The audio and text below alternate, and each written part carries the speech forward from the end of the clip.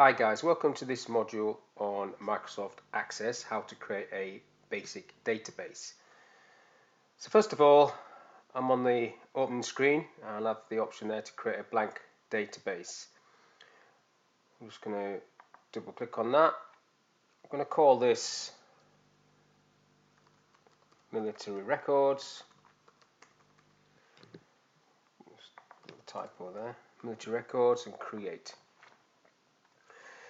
When you create a database in this version of Microsoft Access, you automatically come into table view, a bit like a spreadsheet, and you have fields available to you on the ribbon and different field types. Now you can add these columns, basically the fields are columns. You can either click them from the ribbon or from this drop down list, and you can see all the different types there, and you can build up your columns. But when you do that, you will have to type in the field names across the top. I prefer to bypass this step and go into design view. It will ask you to save the table, so I'm going to call it TBL. This first one's going to be a company, and then click OK to that, and then we see the design grid, where you can see the auto number field is pre-populated with a small key symbol down this left hand margin. The key symbol is a primary key. Basically, Access steers you towards creating a primary key, which is a unique identifier for your table. If you are creating a database that is just using one table, you don't absolutely need to have a primary key, but for this example I'm going to leave that one as it is, but I'm going to change the name and I'm going to put army number, because that would be a unique identifier. I can't leave that as the auto number feature because they are set. Now, because some of these numbers will have text, I need to put it onto short text. I don't need it to be on long text, but I'm going to put it to short text. Now, what we're doing here, we are basically filling in the column names and then selecting the type of data that we want to appear in those columns. So first off, I'm going to go first name, and then surname, and then date joined,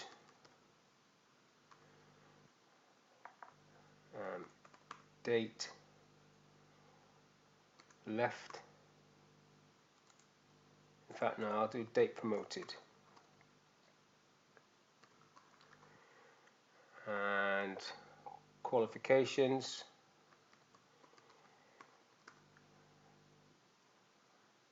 and for now I'll leave it as that.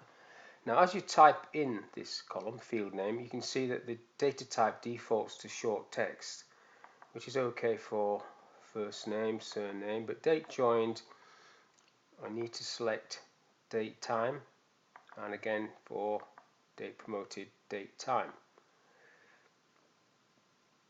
The description column, which says optional, I don't think really should be optional. I think you should put information in there that tells other users, including yourself at a later date, what each of these fields represents. Now, some of them are straightforward, but things like qualification and army number might need to be qualified.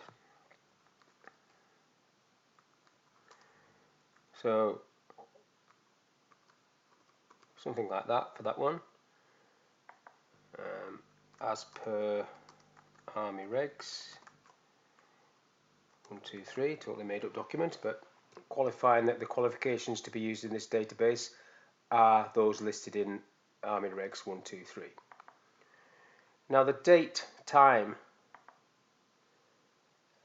field, I could put there date arrived at unit. Bit of a typo there. I'm not going to put anything for that one. Now, for each of these fields at the top, you have a series of properties at the bottom. Now, the default size for each of these columns is 255 characters. field size. If you leave that on 255 characters, Access will allocate 255 characters whether you use them or not. So where that doesn't apply, for example, army number is never going to be more than 11 digits. So I could change that down to, say, 15 just to be on the safe side. First name, I can't think of anybody's first name that would be more than 25 digits. Surname, that can get a bit long, could be double barreled, so I'll give that 50 digits and so on and so on. Doesn't really apply for date joined and date promoted. Qualification is a text field. We are going to be using abbreviations, so I'm going to put that to 10.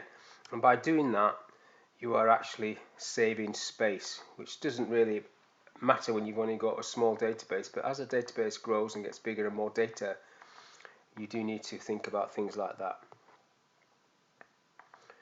Now, going down this list there, you've got format with some format options there. This is how things are displayed, so for text it doesn't really apply, but for a date joined it will apply. If I can put format there, change that, so the format I would like is the short date option, short date, and I'll do the same. So this is how it's going to display in the table itself, so short date for both of those. And then you have this other feature at the bottom which says input mask. So I can put an input mask to force people to type in a certain way. So if I click these three dots at the end, it will give me the option to set the input mask. It's asking me to save the table, which I will do. So I'm going to say short date, and you can try it there. It gives you the option. So for example, looking at that, you would not be able to type August in there. It wouldn't allow you to do that. I'm just going to click finish on that one. And I'm going to do the same for the next date, input mask, three little dots, save my table again, short date, finish, I don't need to check it, and then I've got, in fact I did that one wrong I think, save, short time, short date, finish. The computer puts all these zeros in the input mask row. Basically the zero means it must have entry, so that's the format it must be. There are other codes you could have there, like a 9 for example would be optional. If you had 99, that would be, it would allow you to put 1 or 01 or 0. You wouldn't have to put 2 digits, but that'll do for now. The next line down, for each of these fields you can change the caption. Now what that means is it's a label basically that will appear on a form. If you create a form on this table, it will not say first name like that, for example. It might just say first name. If I do it, actually, if I put first name with a space, that is what's going to appear on the form as opposed to that. So you could do that for each of these fields, but as you'll see when we get onto forms, you can also do that on the form, which is what I prefer really. Now validation rules you can apply to these fields, default value and validation rules and validation text. All these three are optional, you don't have to fill any of these in. But default value, for example, maybe let's put a rank field.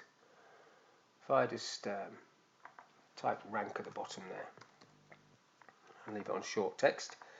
Now I want to move this up a little bit, so surname, so it would be army number rank. Now the default value for rank, just put a bit of put army regs again, 1, 2, 3, so we can use abbreviations. So the default value for that one could be TPR, trooper, since most people in this company are going to be troopers or privates. PTE is abbreviation for private. So that is what will appear on each new line, new record. If you need to change that, you can simply overtype it.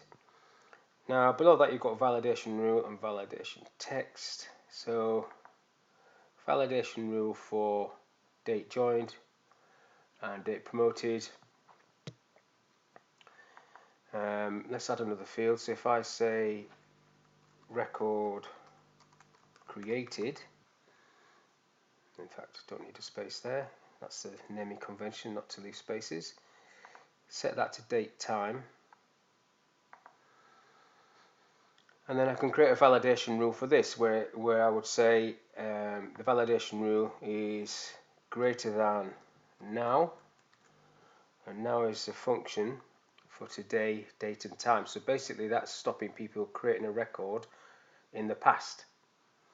And then the text would be what would appear on the screen if the validation rule is broken. So for example, you must enter a date in the future.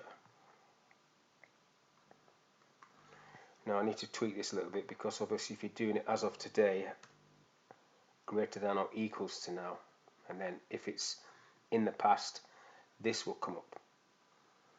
Now the next few boxes there, required, you've got it on no as default. Each of these are on no. You have to be careful with putting things to required.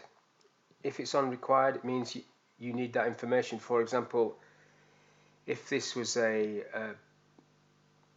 job seekers database and you needed the person's national insurance number, if you put that to required, basically it wouldn't let you get off the record if you didn't put something in there. Now you could put rubbish in there and just tab off the record and it would let you get off the record, but that is not good practice, and you would end up with loads of bits and bobs in the text field that is not really relevant, and you may forget to delete it in the future. So if you are going to put that to yes, make sure this is on yes, allow zero length, because if this is on yes, it will allow you to use the space bar and just space off and then tab off the record without putting any text in, so you don't have to fill it in.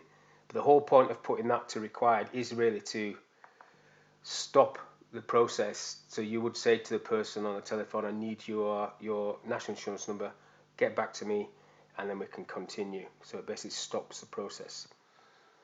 Index, you can set any field to index. It's basically alphanumeric index. It speeds up searches. These primary keys are automatically indexed, so that would already be yes. But the other ones could also be indexed. So surname is on no, but I could change that to be indexed but allow duplicates, because there could be two Smiths, there could be two Joneses, etc., etc. But I'm going to leave that on no for now. And I'm going to leave these are the four out for the time being. I'm just going to go through the different types of data type that you get in Microsoft Access. So as we've already seen, we've got two here, date and time and short text. But if I just use the top one as an example, you get long text. This is if you wanted to create some sort of memo field. It used to be called memo. Basically, if you want to type more information than the 255 characters, you can type sometimes some narrative. You might want to type if it was an inquiry for a course, you might want to type what the person said, what they're asking about, a notes field and stuff like that. You would have to set that to long text, because 255 characters is quite restrictive. You've also got underneath that a number field. This is just if you want to use numbers, it sets it as number. So for example, a female army number would have letters. You would not be able to set that to number, even though it says army number there. It's probably an incorrect statement, because there are certain numbers that have text on there. Tempted to put it to number. For larger numbers, you can put it to larger numbers, gives more space, but be careful with these, because these are really for calculations. You want to do calculations maybe in the future on these two. Date time I've already talked about. Currency is the same as a number field really, except you've put in a currency sign there, and the default will be whatever your settings are at. So on mine it will be pounds.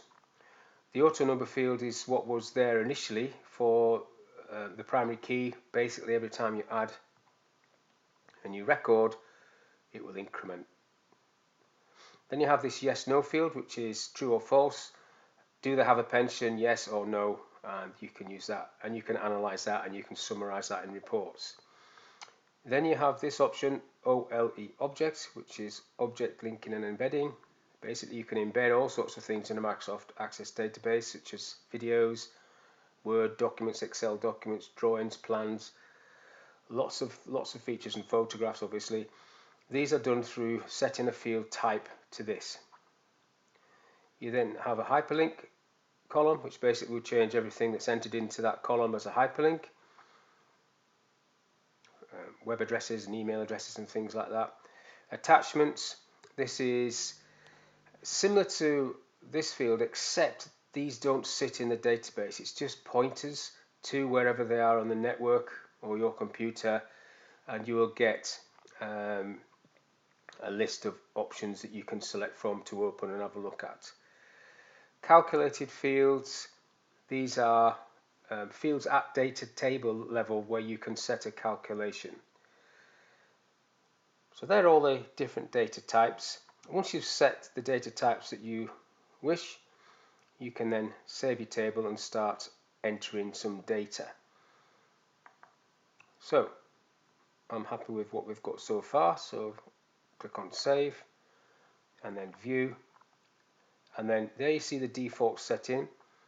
So if I say the ARMA number is 123 and the first guy is called Ben Jones, date joined today.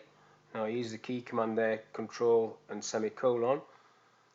Date promoted, I'm not entering anything there. So if I'd have put required there to yes, that would have caused me a problem. Qualification, he hasn't got anything, and record created today. And then if I press tab to come down, okay, so record created there is wanting a date in the future. You must create a date in the future. Okay, so we've got a problem here. So let's go to the 13th and then come off that. So that's let me do that, but I don't want it to be like that, so I'm going back into design.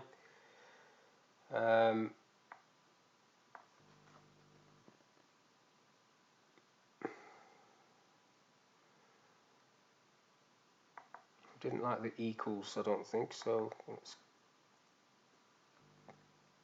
greater than or equals to now. So let's try greater than. In fact, I'll tell you what I'll do. I'll do greater than now minus 1. See what happens there. That should let me put. Okay, it's telling me that any dates that are in here that break that rule won't be applied. So I fixed it anyhow. So there you go. It's allowed me to do today's date. And then if I do another one, so I say Bill Smith, date joined today. He's not promoted. Now, there is nothing in this list for qualifications, so the problem you might have here is people typing in things slightly different. So what I'm going to do is create a little table, a lookup table.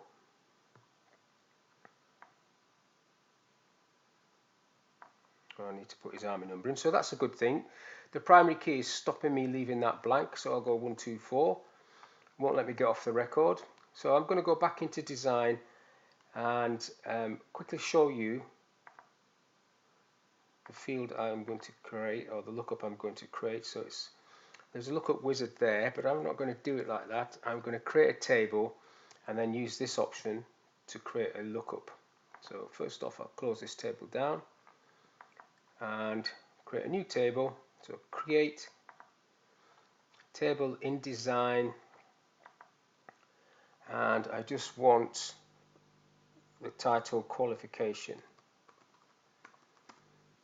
It's going to be short text, and that's all I want. So save, and I'm going to call it TBL qualification, and I'm going to put LU at the end of it so I know it's a lookup table, so it doesn't need to be part of anything else. I don't need a primary key either because it's just going to be a lookup table. Click the wrong thing there, so I'll just delete that. Save that, and then enter some courses, qualifications. So Again, I'm using abbreviations: DVR for driver, SIG for signaller, CMDR for commander, MDR for commander, and mech. I'll do. So there's some information. Close that table down. Back to the original table. Just double click. So I want that list to appear in this field. So back to design. So qualifications. Click there. Select lookup.